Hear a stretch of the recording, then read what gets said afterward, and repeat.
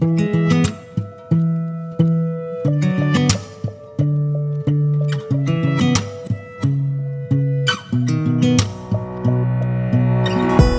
बंधुरा, पिंकी रंधनशालाয় আপনাদের সকলকে স্বাগত। আজ আমি আপনাদের বেলা মাখার ঝামেলা ছাড়াই আপনাদের ডিমের পরোটা আমি আজকে করে দেখাবো। দেখুন, তার জন্য আমি নিয়ে নিয়েছি, যেহেতু আমরা দুজন খাবো সেহেতু আমি হাফ বাটি ময়দা নিয়েছি। হাফ বাটি ময়দাতেই কিন্তু আমার পরোটা রেডি হয়ে যাবে দুজনের। আর আপনাদের যতজন লোক হবে সেটা আপনারা বাড়িয়ে কমিয়ে নেবেন। তার জন্য দেখুন, বেশি কোনো উপকরণ নেই। পেঁয়াজ কুচি করে নিয়েছি, লঙ্কা কুচি করে নিয়েছি, টমেটো কুচি করে নিয়েছি, আর নিয়েছি ধনেপাতা, আর নিয়েছি এখানে দুটো ডিম। তাহলে চলুন রান্নাটা শুরু করা যাক। এখানে একটা বাটি নিয়ে নিয়েছি, এর মধ্যে আমি ময়দাটা দিয়ে দিলাম। দিচ্ছি স্বাদ মতন লবণ, দিচ্ছি 1 চিমটির মতন একটু খাবার সোডা, নর্মাল যে খাবার সোডাটা আমরা পকোড়া টকোড়া দিই সেই সোডা। এবার সব কিছু একসাথে ভালো করে হাত দিয়ে আগে মিশিয়ে নেব। শুকনো উপকরণ সব মেশানো হয়ে গেছে, এবার একটু জল দিয়ে দেবো।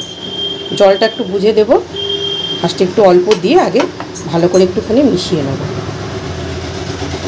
আর একটু দেব।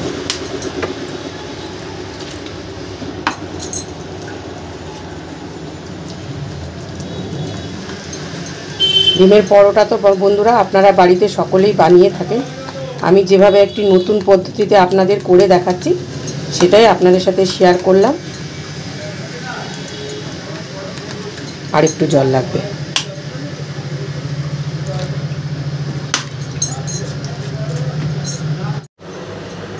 দেখুন, এইভাবে আমি গুলে নিয়েছি। পাতলাটা আপনারা দেখতে পাচ্ছেন, একটু পাতলা মতন হবে, অবশ্যই দেখতে পাচ্ছেন পাতলাটা। আর একটা বাটি নিয়ে নিয়েছি, এর মধ্যে আমি যা সবজিগুলোকে কেটে রেখেছি সব সবজিগুলো একসাথে দিয়ে দেবো।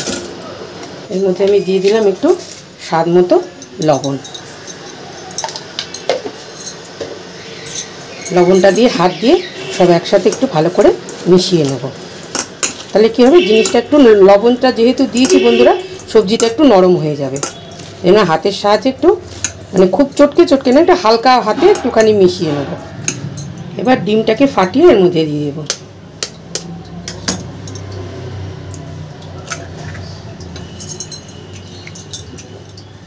একটা ডিম দিয়ে দিচ্ছি। ডিমটাও বন্ধুরা আপনাদের যতজন খাবেন সেই হিসাবে ডিমটা দেবেন। আমরা যেহেতু দুজন খাবো সেহেতু দুটো ডিম দিয়েছি। সব সবজির সাথে ডিমটাকে এবার ভালো করে একটু মিশিয়ে নেব। ঘরে থাকা উপকরণ দিয়ে বন্ধুরা এই ডিমের পরোটাটা হয়ে যায়।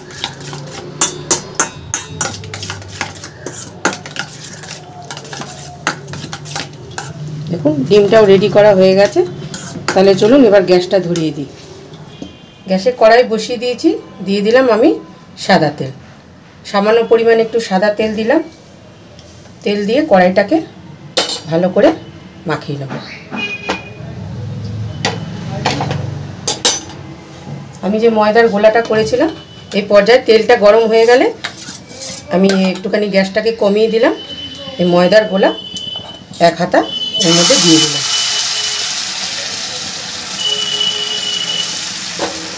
আর দু সাইড ধরে এটাকে এইভাবে একটুখানি আস্তে আস্তে করে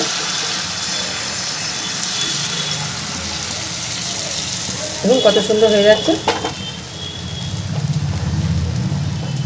এটা একটু ফাঁকা আছে, একটুখানি গোলা দিয়ে দিলাম।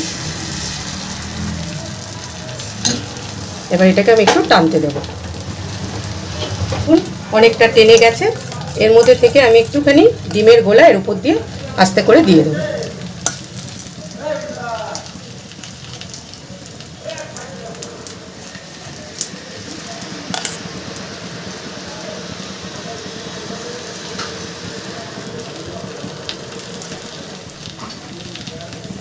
এইভাবে বাড়িতে বানাবেন, দেখবেন খুব সোজা।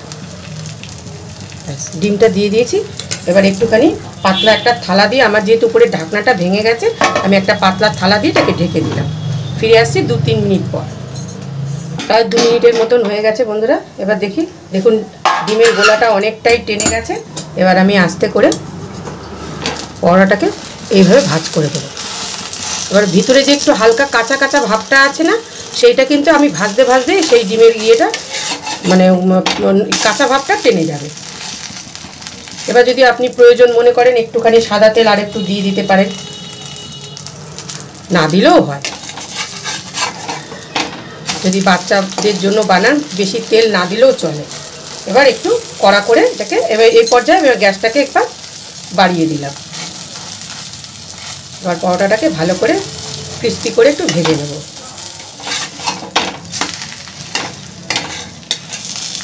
বন্ধুরা রেসিপি কেমন লাগলো অবশ্যই কমেন্ট করে জানাবেন। ভালো লাগলে সকলের সাথে শেয়ার করবেন এবং একটা লাইক করবেন। আমার চ্যানেলটিকে অবশ্যই বন্ধুরা একটু সাবস্ক্রাইব করবেন। আর বাড়িতে অবশ্যই বানিয়ে সকলকে এভাবে খাওয়াবেন। দেখবেন ঝটপট হয়ে যায়। সন্ধেবেলায় অনেক সময় বাচ্চা কাচ্চারা বায়না করে কি খাবো কি খাবো, সবসময় তো আর বাইরে থেকে কিনে এনে খাওয়ানো সম্ভব হয় না বা খাওয়ানোও উচিত না। এইভাবে ঘরে একটুখানি বানিয়ে দেবেন, ব্যাস হয়ে যাবে। দেখুন বন্ধুরা পরোটাটা কিন্তু পুরো রেডি হয়ে গেছে। এই পর্যায়ে এবার আমি এই পরোটাটা নামিয়ে নিচ্ছি। ওই পাশটাও দেখুন ভালোভাবে ভাজা হয়ে গেছে। এবার এই পাশটা আপনাদের একটু উল্টে দেখাচ্ছি। দেখুন এটাও ভালোভাবে ভাজা হয়ে গেছে। এবার এই পরোটাটাকে আমি নামিয়ে নিচ্ছি। গায়ে দিয়ে দেবো আবার একটু সামান্য পরিমাণ সাদা তেল। আমি আর একটা করে আপনাদের দেখাচ্ছি। তেলটা একটু গায়ে ভালো করে মাখিয়ে নিলাম। যখনই করবেন এই ময়দার গোলাটা একবার একটু নেড়ে নেবেন, নইলে কী হয় বলুন তো, নিচে বসে যায় তো, সেই কারণে। আর একটু গোল্লা দিয়ে দিলাম।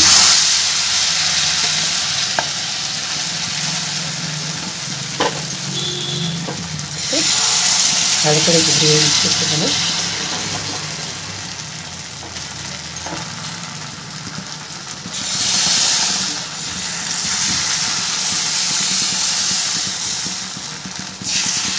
মাঝখানটায় থাকলে একটুখানি এরকম করে সাইডে সরিয়ে দেবেন, নাহলে মাঝখানটা টানতে একটু সময় লেগে যায়। ব্যাস এটা একটু টানো। দেখুন ভালোভাবে টেনে গেছে। আবার আমি এর মধ্যে ডিমের মিশ্রণটা এবার দিয়ে দিচ্ছি।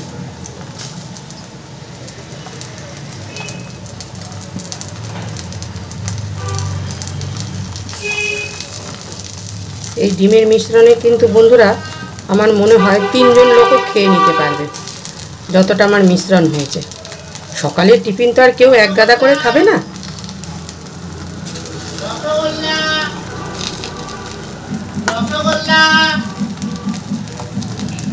এবার এটাকে আমি একটু টানতে দেবো। ঢাকনাটা খুলে দিচ্ছি। দেখুন ডিমটা কিন্তু অনেকটা টেনে গেছে। মাঝখানটা একটুখানি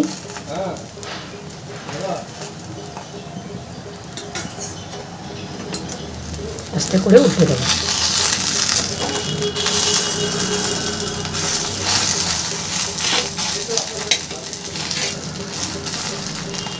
দিয়ে দিচ্ছি সামান্য পরিমাণে একটু তেল। এবার দুই সাইডটা কড়া করে ভালো করে ভেজে নেব।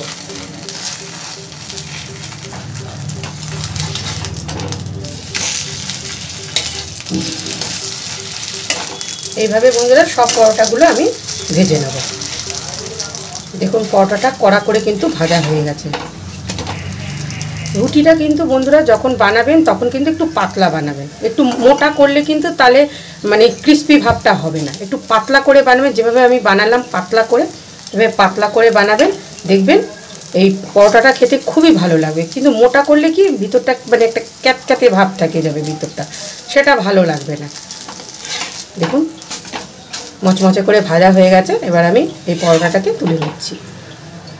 এইভাবে আমি সব পরোটা বানিয়ে নেব। বন্ধুরা দেখুন সব ডিমের পরোটা আমার রেডি হয়ে গেছে।